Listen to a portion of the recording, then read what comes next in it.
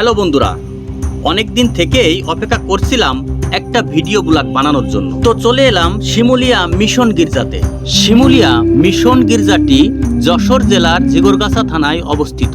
1855 সালে ক্যাথলিক মিশনীরা ধর্ম প্রচারের জন্য এখানে আসে। ক্যাথলিকরা ধর্ম প্রচার করার কারণে তাদের খ্রিস্ট ধর্মের অনুসারী যখন বেড়ে যায়, তখন 1883 সালে Church of Our Lady of the Rosary উপাসনালয় প্রতিষ্ঠিত হয়। পরবর্তীতে গড়ে ওঠে খ্রিস্ট ধর্মের অনুসারীদের বিশাল বড় সমাধিস্থল।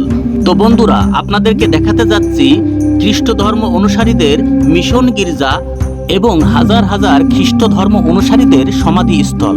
তো আপনারা ভিডিওটি দেখতে থাকুন এবং এই ধরনের গ্রাম্য চালচিত্রের ভিডিও পেতে হলে চ্যানেলটিকে সাবস্ক্রাইব করুন। তো বন্ধুরা, বরাবরের মতো আমরা তিনজন বাইক নিয়ে বের হলাম। তো উলাসী বাজার পার হয়ে চলে আসলাম নাভারণ পুরাতন বাজার।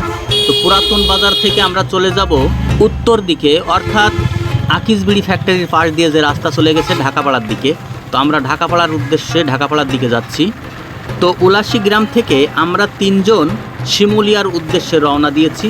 তো আমার সাথে আছে আজকে রিপন এবং শহীদুল। ড্রাইভিংয়ে আছে শহীদুল, গন্তব্য শিমুলিয়া। তো আপনারা সাথেই থাকুন।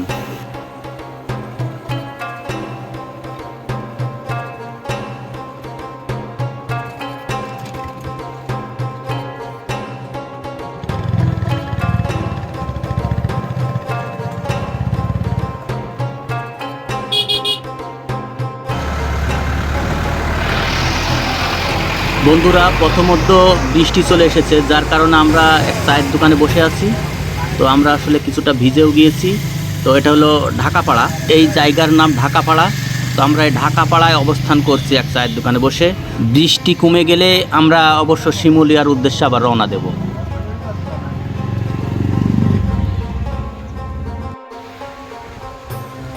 এটা ঢাকাপাড়ার রোড। তো আসলে গ্রাম অঞ্চলে একটু বৃষ্টি হলেই রাস্তার এই অবস্থা হয়ে যায়। নাভারণ পুরাতন বাজার টু শিমুলিয়া এই রাস্তাটি পিচ ঢালাই বা পাকা রাস্তা হলেও আসলে বিভিন্ন স্থানে এই ধরনের রাস্তা নষ্ট আছে, যার কারণে বৃষ্টি এলেই এই ধরনের রাস্তাগুলোতে কাদা হয়। আর যেহেতু এখন শ্রাবণ ভাদ্র মাস, এই কারণে বৃষ্টির সিজন, এই জন্য আরও বেশি কাদা হয়েছে।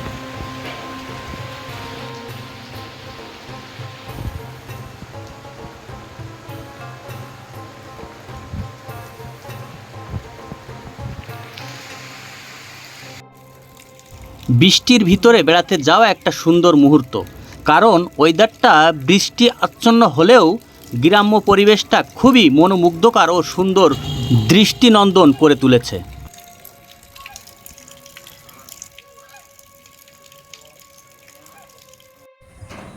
তো বন্ধুরা, আমরা চলে এসেছি সেই শিমুলিয়া ক্যাথলিক মিশন চার্চে। চলুন আপনাদেরকে ঘুরিয়ে দেখাবো আসলে এখানকার সমাধিস্থল, খ্রিস্ট ধর্মের অনুসারীদের যে সমাধিস্থল সেটি দেখাবো। শিমুলিয়ার মিশন গির্জার মেন ফটকে ঢুকতে আসলে আপনারা প্রথমে মা মারিয়ার ভাস্কর্যটি দেখতে পাবেন। তারপরেই আপনারা দেখতে পাবেন অনেক বড়, অনেক এলাকা নিয়ে একটি সমাধিস্থল। খ্রিস্ট ধর্মের সমাধিস্থলের আসলে গেটে লেখা আছে, আমি পুনরুত্থান, আমি জীবন। তো সমাধিস্থলে আমরা জুতো খুলে প্রবেশ করছি।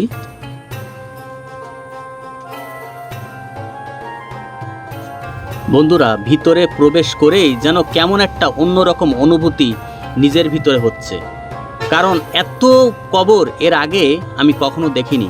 এখানে অনেক মানুষের সমাহিত করা হয়েছে, খ্রিস্ট ধর্মের অনুসারীদের সমাহিত করা হয়েছে। দেখুন, প্রত্যেকটা খ্রিস্ট ধর্ম অনুসারীদের যাদের সমাহিত করা হয়েছে তাদের কবরের উপরে একটা করে ক্রুশ দেওয়া আছে। তো এই ক্রুশ চিহ্নিত করা আছে এবং এই ক্রুশে প্রত্যেকের নাম লেখা আছে, কাকে সমাহিত করা হয়েছে।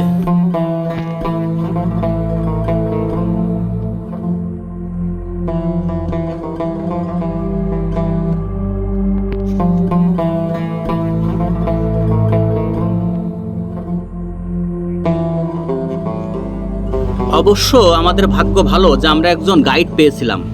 যিনি আমাদেরকে গাইড দিচ্ছেন তিনি আমাদের উলাসী গ্রামের আসলে আত্মীয়, তিনার বাড়ি এখানে, যার কারণে আমাদের পরিচিত ছিল। এই জন্য উনার মাধ্যমেই আমরা এর ভিতরে প্রবেশ করতে পারি এবং উনার মাধ্যমেই আমরা এগুলো দেখাতে পাচ্ছি।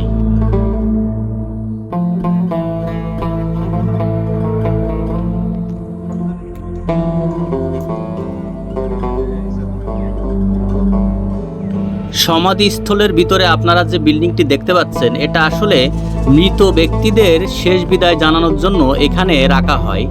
রাখার পরেই তাদেরকে শেষ বিদায় জানানো হয়। তো আসলে এখানে দেখতে পাচ্ছি যীশু খ্রিস্টের একটি ভাস্কর্য আছে, তো সেটা আপনাদেরকে দেখাই। এই হলো যীশু খ্রিস্টের ভাস্কর্য দেওয়া আছে। এখান থেকে আসলে শেষ বিদায় জানানো হয় মৃত ব্যক্তিকে।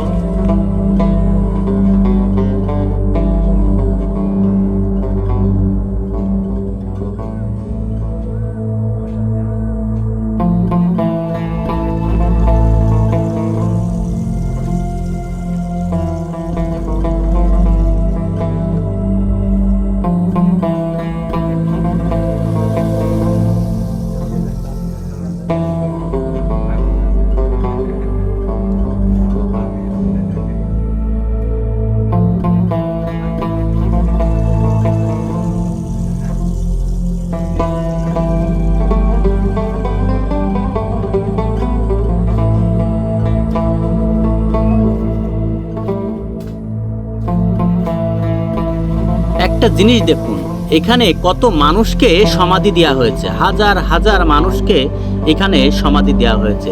ভাবতে অবাক লাগে যে এখানে কত গুণী জ্ঞানী এবং কত প্রভাবশালী মানুষের কবরও আছে। এটা থেকে আমরা শিক্ষা গ্রহণ করতে পারি যে আসলে আমরা যে ধর্মের অনুসারী হই না কেন, আগে হোক আর পিছে হোক, সবাইকে এই মাটির সাথেই মিশে যেতে হবে।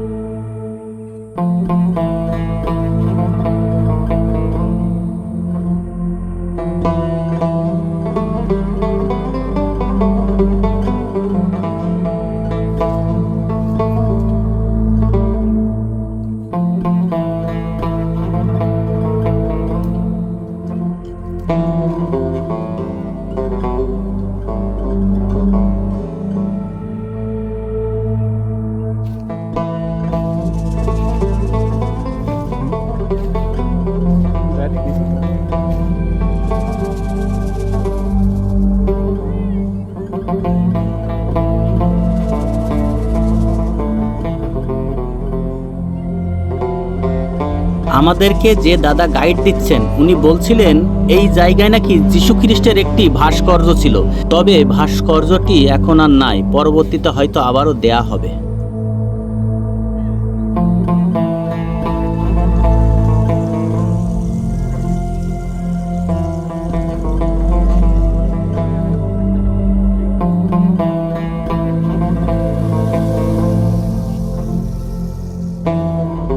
এখানে আসলে কতটা সমাধি আছে সেটা আসলে হিসাব করে কেউ বলতে পারেন না।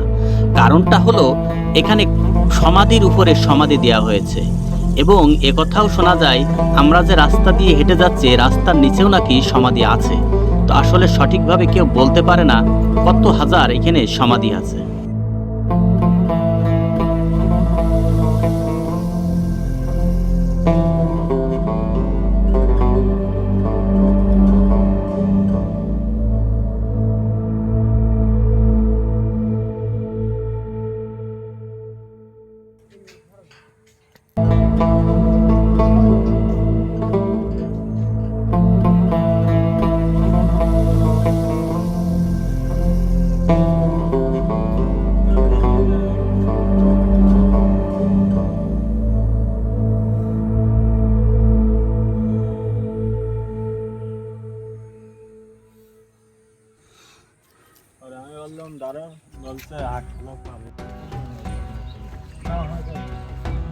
তো বন্ধুরা, আমরা খ্রিস্ট ধর্মের অনুসারীদের হাজার হাজার সমাধি দেখলাম এবং সমাধি স্থল ঘুরে আসলাম। এবার আপনাদেরকে দেখাতে চাই মিশন গির্জা। তো আমরা মিশন গির্জার দিকেই যাচ্ছি, তো আপনারা সাথেই থাকুন, চেষ্টা করব আপনাদের মিশন গির্জার ভিতরে ঢুকে দেখানোর জন্য।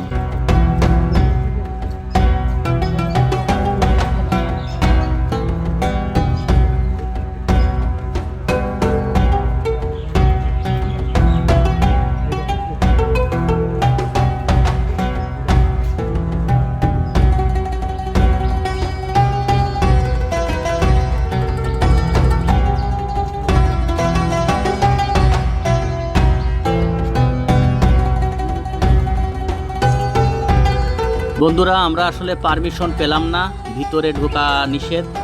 ওনারা বলছেন যে এখন ভিতরে যাওয়া যাবে না, তবে ওনাদের অনুমতি নিয়ে আসলে বললাম যে কিছু ছবি নেওয়া যাবে কিনা, তো সেই কারণে এই ছবিগুলো নিতে পেরেছি। দূর থেকে ছবি নেওয়া যাবে, কিন্তু ভিতরে প্রবেশ করা নিষেধ। হয়তোবা ভিতরে প্রবেশ করা যেত, কিন্তু এখন আমরা যে সময় এসেছি এই সময়ে হবে না। ওনারা বলছেন যে 4টের পরে আসলে হয়তোবা ভিতরে ঢুকতে দেওয়া যাবে। তো আমরা আসলে এখন ওখানে বাজে হয়তো 12টা 1টা মতো বাজে, এই জন্য এখন ঢুকতে দিবে না। 4টের পরে আসলে আবার এর ভিতরে ঢোকা যাবে। তো বন্ধুরা, আমরা দূর থেকে আপনাদের দেখানোর চেষ্টা করছি, যে আসলে কাছ থেকে না দেখাতে পারলেও দূর থেকে অবকাঠামো দেখানোর চেষ্টা করি।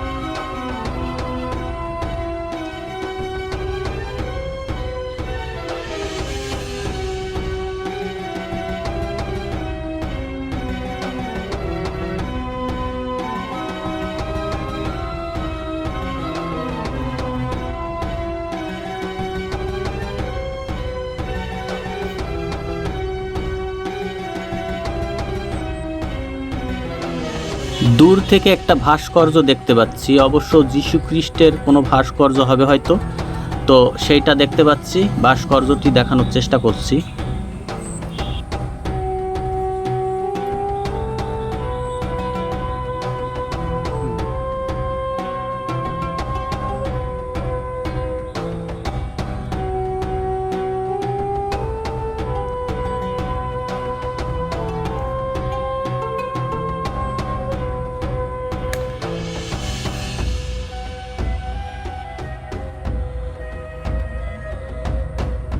না, বলছে না থাক। হ্যাঁ, থাক থাক, সমস্যা নেই।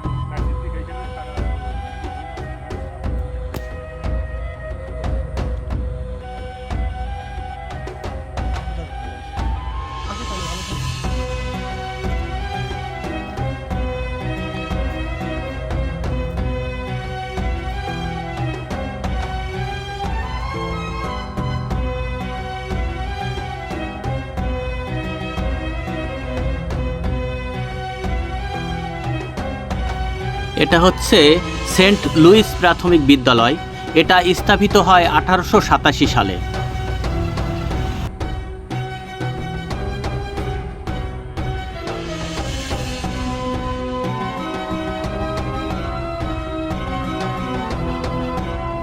বন্ধুরা, দুঃখিত, ভারাক্রান্ত মন নিয়ে আসলে এর ভিতর থেকে বের হচ্ছি, কারণ আপনাদের সম্পূর্ণটা দেখাতে পারলাম না, কারণ এখন আসলে অসময় এসে পড়েছি, যার কারণে ভিতরে প্রবেশ করতে দিল না। তবে আরও কোনো একদিন যদি এখানে আসা পড়ে, তো অবশ্যই আপনাদেরকে ভিতরের অংশবিশেষ দেখাবো।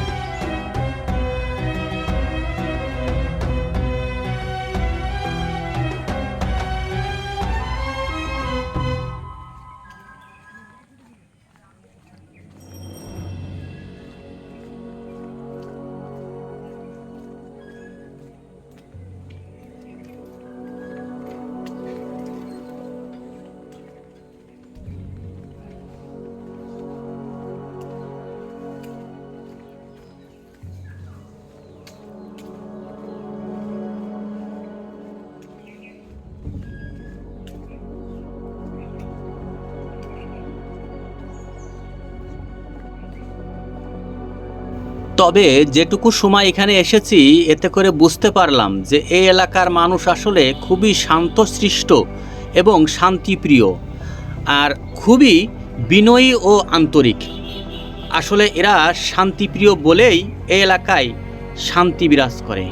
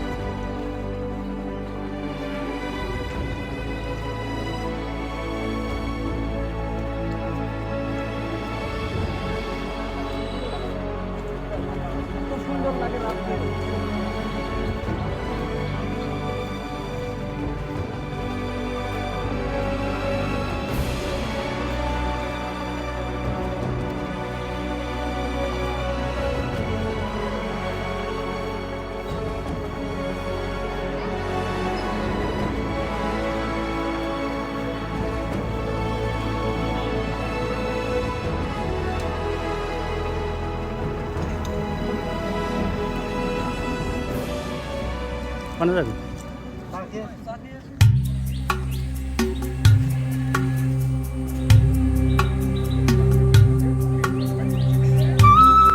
বন্ধুরা, আমরা শিমুলিয়া বাজারে এসেছি।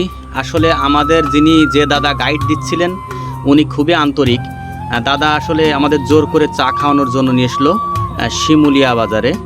তো আসলে চা খাওয়ার জন্য শিমুলিয়া বাজারে আসলাম এবং কিছু ছবি নিলাম যে শিমুলিয়া বাজারটা আসলে কেমন। তো এখানকার লোকজন আসলে খুবই আন্তরিক। অনেকের সাথে দেখা হয়েছে, তারা বিনয়ীর সাথে আমাদের সাথে আচরণ করেছেন। তো খুবই ভালো লেগেছে যে আসলে এই এলাকার মানুষগুলো খুবই ভালো। বন্ধুরা, আজকের মতো এই ভিডিও ব্লগ থেকে বিদায় নিলাম।